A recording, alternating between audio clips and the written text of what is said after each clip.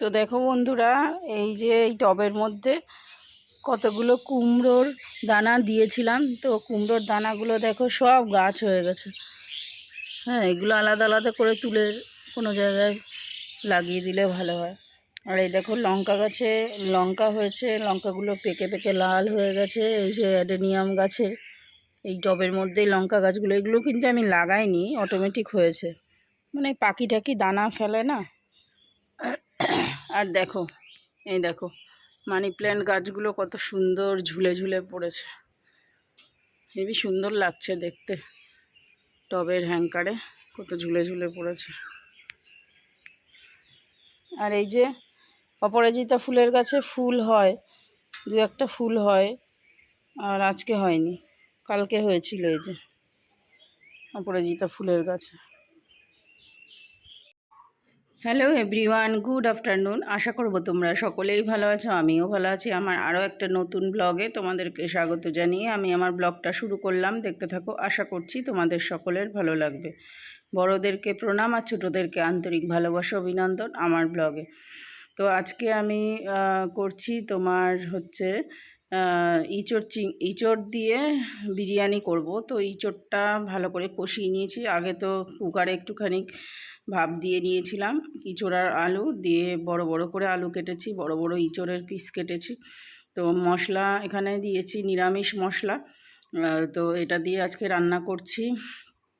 তো ইঁচড়ের বিরিয়ানিটা খুব ভালো হয়েছিল খেতে। বাবু তো খায় না বিরিয়ানি, আমি, মা আর শান খেয়েছিলাম। তো খারাপ হয়নি, একদম নর্মাল সিম্পলভাবে ইঁচড়ের বিরিয়ানিটা করেছি। আর এই দেখো জল দিয়ে দিয়েছি। জল দেওয়ার পরে অবশ্যই গরম জল দিয়ে একটু ফুটবে, তারপরে গরম মশলা দিয়ে নামিয়ে নেব।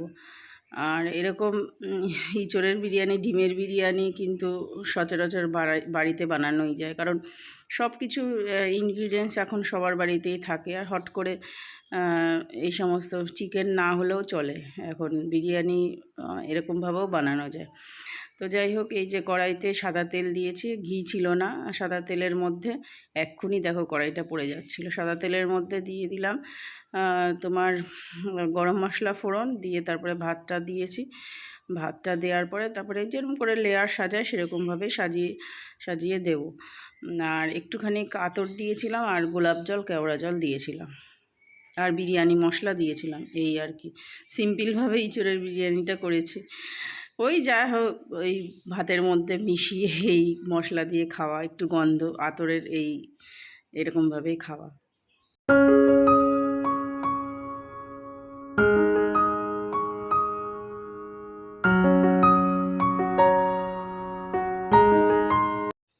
এখন কি বলো তো, খাওয়ার থেকে মেন শান্তিটাই বেশি দরকার আমাদের, কারণ চারিদিকের যা পরিস্থিতি আর ভালো লাগছে না, এরকম গণ্ডগোল অশান্তি।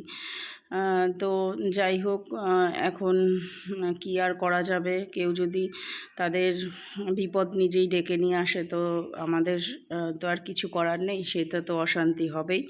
তো যাই হোক, খবর দেখছি, আর তোমরা তো নিউজ জানোই যে কিভাবে কি চারিদিকে কি গণ্ডগোল হচ্ছে।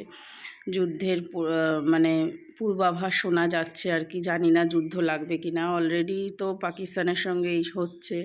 যাই হোক, গণ্ডগোল তো এই সমস্ত সোশ্যাল মিডিয়া না বলাই ভালো, কিন্তু অনেকে ভিডিও করছে দেখছি, তো আমি একটুখানি বললাম। তো তার জন্য তোমাদের কাছে ক্ষমা প্রার্থী আমি। তো দেখো, এই ইঁচড়ের বিরিয়ানিটাই যে যা যা মশলা দেওয়া তাই দিয়ে দিয়েছি। তো এবারে খাবার পালা। এটা ছিল একাদশীর পরের দিনের ভিডিও।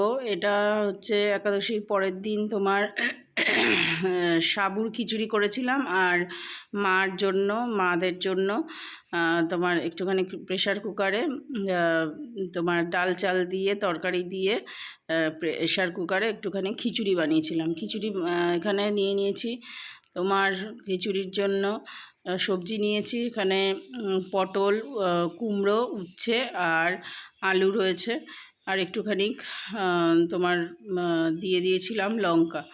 তো যাই হোক, খিচুড়িটা করার পরে তারপর সাবুর খিচুড়ি করেছিলাম, সেগুলো আর তোমাদের সঙ্গে শেয়ার করিনি। তো সন্ধ্যাবেলা এখানে চলে এসেছি। আমাদের এখানে বাজারে হালখাতা ছিল, তো সেইখানে হালখাতায় চলে এসেছি। তো যাই হোক, হালখাতা করে তারপরে বাড়ি গেলাম। বাড়ি গিয়ে দেখলাম কত রকম মিষ্টি দিয়েছে, বেশ অনেক রকম আইটেম দিয়েছে মিষ্টি, সুন্দর লাগছে বেশ মিষ্টিগুলো। দেখে দেখে তো লোভ লাগে, মিষ্টি খেতে তো ভালো লাগে। আর এইদিকে তোমার সন্ধ্যাবেলায় বাজার থেকে এসে তোমার পাঁপড় ভেজে নিচ্ছি, পাঁপড় ভাজছি। কারণ কি বলো তো, এগুলো হচ্ছে ফুচকার পাঁপড়, ফুচকা খাবো ওর জন্য। বাজারের থেকে বাড়িতে করে খাওয়াই মনে হয় ভালো। আলুটা সিদ্ধ করে নিয়েছিলাম সকালের দিকে, আর তোমার এই সন্ধ্যাবেলা এই ফুচকাগুলো ভেজে নিচ্ছি, পাঁপড়গুলো দেখো বেশ গোল গোল হয়ে যাচ্ছে। ফুচকা এরকম এইগুলো না খেতে অনেকটা খাওয়া যায়, আর বাজারে তো গুণাগুন্তি ফুচকা, তবে এইগুলো সাইজে ছোট হয়, খেতে বেশ ভালো লাগে। এগুলো একটু মোটা মোটা হয়, তো যাই হোক খেতে বেশ মজা লাগে। তো এই যে তেঁতুলের জল, আলু মাখা আর ফুচকা। গতকাল ছিল রবীন্দ্র জয়ন্তী, তো রবীন্দ্র জয়ন্তী উপলক্ষে মিঠি, আমাদের বাড়ির পাশে দুজন বাচ্চা, মিঠি আর টিকলি, তো এরা দুজনে নাচ করেছে রবীন্দ্র জয়ন্তী উপলক্ষে। সুন্দর বেশ গানটা ছিল, কিন্তু গানটা তো আমি দিতে পারবো না, কপিরাইট ক্লেম চলে আসবে। তো যাই হোক বাড়িতে থেকেই ওরা করেছে। রতন মামাদের বাড়ি, আমাদের বাড়িতে টিকলি বলেছিল আসবে তো করতে, তো আমার বাবা মা এসছে জন্য টিকলি লজ্জা পেয়েছে। টিকলি বলছে না থাক, তোমাদের বাড়ি করব না, আমি রতন মামাদের বাড়ি করে আসি। তো যাই হোক মিঠি তো নতুন নাচ শিখছে, ওই যে তোমার আমাদের এখানে পূরবী মেঘ আছে চাঁদপাড়ায়, আমাদের পূরবী মেঘ ডান্সার, যে জি বাংলায় কোরিওগ্রাফার করে, তো ওর কাছেই মিঠি নাচ শেখে। আর টিকলি তো ছোটোবেলার থেকেই নাচ শিখছে। টিকলি খুব সুন্দর নাচ করে, টিকলির কত মানে কত ইয়ার পর্যন্ত করা হয়ে গেছে অলরেডি। ওর যেরকম নাচ করে, ও একটা প্রফেশন হিসাবে নাচটা কিন্তু বেছে নিতে পারে, নাচের ক্লাস মানে স্কুল খুলতে পারে। তো যাই হোক টিকলির নাচ খুবই পছন্দের, আমার তো খুবই ভালো লাগে টিকলির নাচ। তো গানটা এখানে দিতে পারলে আরও সুন্দর হতো।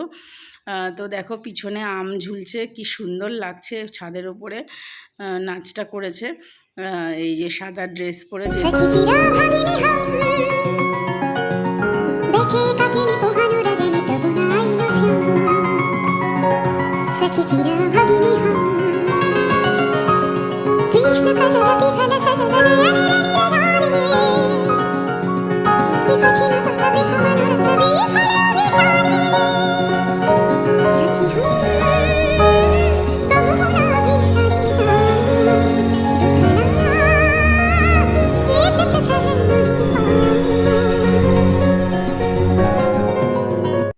তো শান মাকে বলেছিল যে পায়েস বানাতে, তো মা সন্ধ্যাবেলায় পায়েস বানিয়ে দিচ্ছে শানের জন্য। তো এখানে জল নিয়েছে, যে মিঠাই মিল্কগুলো আছে ওইটা দিয়েই করা হবে। তো এইগুলোতে মিঠাই মিল্ক দিলে তোমার কোনো মিষ্টি লাগে না, চিনি টিনি কিচ্ছু লাগে না। আর এদিকে সিরিয়াল চলছে, তো মা এদিকে তোমার পায়েসটা বানাচ্ছে হাঁড়ির মধ্যে করে, আর আমি এদিকে দুধ চা করছি। আর আমি লিকার চা খাবো, আমি আর শাশুড়ি মা লিকার চা খাবে, আর মা দুধ চা খাবে। তো তার জন্য বানিয়ে নিচ্ছে, আর বাবু তো চা খায় না। আর তোমার সিরিয়াল দেখছি এখন এই সন্ধ্যাবেলা 6:30টার থেকে, ওই যে চিরদিনে যে তুমি, যে আমার সিরিয়ালটা হয়, ওটা আমার খুব ভালো লাগে। ওই সিরিয়ালটা আমরা 4 জনে মিলে দেখছি। আর শান গেছে পড়তে, শান হচ্ছে এখানেই আমাদের চাঁদপাড়া পড়তে গেছে। তো যাই হোক তো এখন চাটা খাবো, খেয়ে দিয়ে তারপরে বিকালের দিকে একটু উঠোন দিয়ে হাঁটাহাঁটি করব। তো এই যে পায়েসটা হয়ে গেছে অলরেডি, পায়েসটা আমি খাইনি, মা আর শান খেয়েছে। তো চলো আজকের মতো ব্লগটা এখানেই এন্ড করছি, নেক্সট ব্লগে দেখা হবে। ততক্ষণের জন্য তোমরা সবাই সুস্থ থেকো, সাবধানে।